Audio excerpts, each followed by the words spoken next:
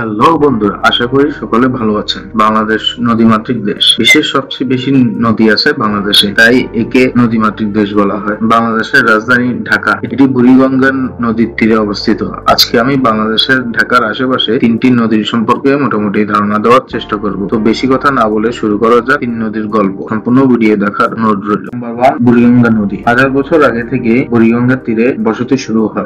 বসতি ধীরে ধীরে বৃদ্ধি পেতে পেতে একসময় নগরীতে রূপান্তরিত হয়। মূলত মোগল আমলের প্রায় 400 বছর আগে এই অঞ্চলের রাজধানী হয় ঢাকা। তখন থেকে সেই অঞ্চলের ব্যবসা বাণিজ্যের সংখ্যা বৃদ্ধি পেতে থাকে। বুড়িগঙ্গা নদীর কারণে এক সময় নদী পথ দিয়ে ব্যবসা বাণিজ্যের সূচনা হতো। শুধু তাই নয়, মুসলিম এর মতো পণ্য সারা বিশ্বের বাণিজ্য হতে বুড়িগঙ্গা নদী দিয়ে। ব্যবসা বাণিজ্য বৃদ্ধির সাথে সাথে বিভিন্ন দিক থেকে ঢাকা শহরে মানুষ পাড়ি জমায়। এখন বর্তমানে এমন অবস্থা হয়েছে যে ঢাকা শহরের অধিক হারে জনসংখ্যা বৃদ্ধি পেয়েছে, যার পরিপ্রেক্ষিতে ঢাকাতে বসবাসের অনুপযোগী হওয়ার মতো অবস্থা। এই জনবসতি বাড়ার সাথে সাথে নদী দূষণ ও সমানতালে বেড়ে চলছে এবং অধিক জনবসতির কারণে নদী দখলের বসবাস করে হাজার হাজার মানুষ। এতে করে যেমন নদী দূষণ হচ্ছে এবং হারে নদী আয়তন কমতে শুরু করেছে। যদিও বর্ষাকালে নদীগুলো একটু প্রাণ ফিরে পায়, শুষ্ক মৌসুমে আবার একেবারে নাজেহাল অবস্থা হয়ে যায় নদীগুলোর। একসময় বুড়িগঙ্গা নদীতে অনেক বড় বড় মাছ পাওয়া যেত, কিন্তু এখন আর পাওয়া যায় না। মূলত নদীর দূষণ কারণেই বিলুপ্ত হয়ে গেছে। ঢাকা শহরের সবচেয়ে মনোরম পরিবেশ ছিল বুড়িগঙ্গা নদীর তীরে, কিন্তু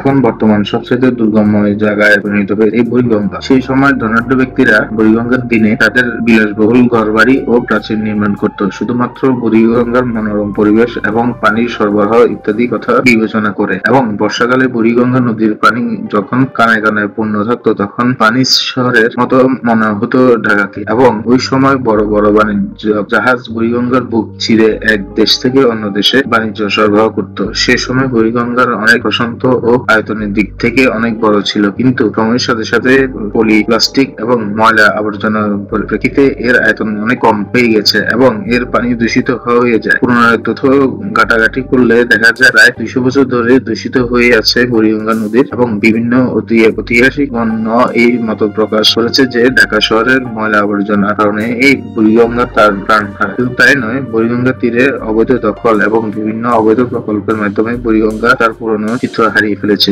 বুড়িগঙ্গার পরিবেশ এতটাই বিশুদ্ধ ছিল যে আগেরকার মানুষ বুড়িগঙ্গার পানি পান করত, কিন্তু বর্তমানে এমন অবস্থা হয়েছে যে পান করার তো দূরের কথা, এই পানি ছুঁয়ে দেখা দুষ্কর হয়ে পড়েছে। ধলেশ্বরী নদী। যমুনা একটি শাখা নদী হলো মূলত ধলেশ্বরী, কিন্তু পুরানো নদীর সম্ভবত পদ্মা নদীর মূলধারা ছিল এই ধলেশ্বরী নদী। গঙ্গা নদীর শাখা হিসেবে বিবেচনা করা হতো ধলেশ্বরীকে। বর্তমান ধলেশ্বরীর একটি শাখা হয়েছে গঙ্গা নদী। বুড়িগঙ্গার দুই দিক দিয়ে প্রায় 25 মিটার পর্যন্ত প্রবাহিত হওয়ার পর আবারও মিলিত হয়েছে ধলেশ্বরী নদীতে। ধলেশ্বরী মূলত নারায়ণগঞ্জ, মানিকগঞ্জ, মুন্সিগঞ্জ, টাঙ্গাইল জেলার উপর দিয়ে প্রবাহিত একটি নদী। ব্রহ্মপুত্র নদীর জল নির্গমনের প্রধান পথ হল ধলেশ্বরী ও গঙ্গা নদী। আর একটি মাঝারি নদীর ধরন সংঘ রয়েছে। ধলেশ্বরী নদীর সাথে এর নাম হলো বংশী নদীর উৎপত্তি রয়েছে জামালপুর থেকে। এরপর এটি দক্ষিণ পূর্বে দিক দিয়ে প্রসার হয়ে সাভারের নিকট ধলেশ্বরীর সাথে মিলিত হয়েছে। এক সময় পালতোলা নৌকা এবং বড় বড় বাণিজ্যিক জাহাজ চলাচল করতো এই নদীতে। এখন এটাই সত্য যে শুষ্ক মৌসুমে এই নদী মরা খালে পরিণত হয় এবং বিশাল বিশাল চর পড়ে যায় অনেক জায়গায়। মূলত নদীর গভীরতা না থাকায় বর্ষার মৌসুমে অধিক দাঙ্গা শুরু হয় এবং এই বংশী নদীর আশেপাশে অবাধি জমি পানের অভাবে ফসল উৎপাদন বাধাগ্রস্ত হয়েছে। সেই সাথে সাথে এই অঞ্চলের কৃষিকাজের ধরন অনেকটাই পাল্টে গেছে। অধিক লাভজনক হয় এর আশেপাশে এলাকায় তামা চাষের প্রবণতা বেড়ে চলেছে এবং তামা চাষ করতে অতিরিক্ত রাসায়নিক পদার্থ ব্যবহার করার কারণে এই প্রতিক্রিয়ার জলের সঙ্গে মিশে জল প্রাণী বিলুপ্ত ঘটেছে। নদীর দখল এবং অবৈধ স্থাপনের কারণে এই ধলেশ্বরী নদী এখন তার চিত্র হারিয়ে ফেলেছে এবং বেশিরভাগ এলাকায় এই নদী এখন কিনারায় প্রবাহিত হচ্ছে এবং একেবারেই শুকিয়ে গেছে কোনো জায়গায় এই নদী। যমুনা সেতু পূরক এবং প্রত্যক্ষ দায়ী ধলেশ্বরী নদীর এই করুণ অবস্থার জন্য। দশকের সেতু তৈরির সময় ধলেশ্বরী নদীর গতিপথ পরিবর্তন প্রবর্তকে পাথর ফেলে পুরোপুরি বন্ধ করে দেয়। মূলত সেখান থেকে ধলেশ্বরীর মেরুদণ্ড ভেঙে যায় এবং এর সাথেই ধলেশ্বরীর পুরনো ঐতিহ্য হারিয়ে ফেলে।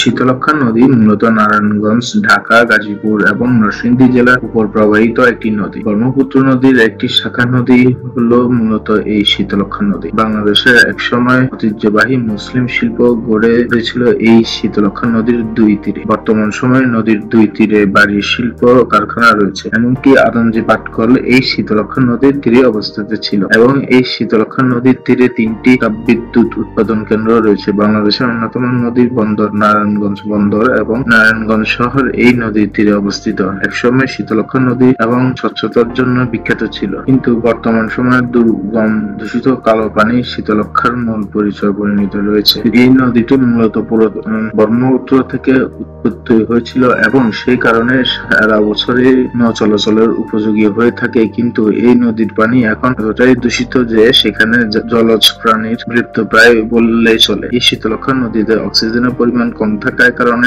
আর বসবাসের উপযোগী নয়। খাটো পরিবেশ অধিদপ্তর শীতলক্ষ্যা নদীকে মৃত নদী হিসেবে আখ্যায়িত করেছে। এই শীতলক্ষ্যা মৃত্যুর জন্য প্রধানত হলো এই তীরে গড়ে ওঠা শিল্প কারখানা এবং বর্জ্য পদার্থ। পরিবেশ অধিদপ্তরের তথ্য মতে শীতলক্ষ্যা তীরে প্রায় 2000-এর উপরে শিল্প কারখানা রয়েছে, কিন্তু এর মধ্যে মাত্র 218টি কলকারখানা নিজস্ব বর্জ্য পরিশোধনাগার রয়েছে এবং অধিকাংশই কোনো কাজের নয়। পুরোনো দিনের যেন কলকারখানাগুলো খোলা নর্দমা এবং নারায়ণগঞ্জ বাসাবাড়ির ময়লা পানি শীতলক্ষ্যা নদীতে পতিত হয়। এর পানি দূষিত হওয়ার ফলে নদীতে আর আগের মতো মাছ পাওয়া যায় না এবং এই কারণে আশেপাশের জেলেরা কর্মহীন হয়ে পড়েছে এবং এই দূষিত প্রাণীর আশেপাশে বসবাসকারী মানুষের স্থায়ী ঝুঁকির কারণ হচ্ছে। এখন বর্তমান সময়ে সবচেয়ে অসুবিধার কারণ হচ্ছে এই তীব্র গন্ধ যা পানি দূষিত হওয়ার ফলে সৃষ্টি হয়েছে। ভিডিওটি ভালো লাগলে লাইক দিতে পারেন। এরকম রোমাঞ্চকর ভিডিও দেখতে হট্টগোল চ্যানেলটি সাবস্ক্রাইব করে রাখুন এবং বেল আইকনটি বাজিয়ে রাখুন। পরে দেখা হচ্ছে, সে পর্যন্ত ভালো থাকুন। ধন্যবাদ।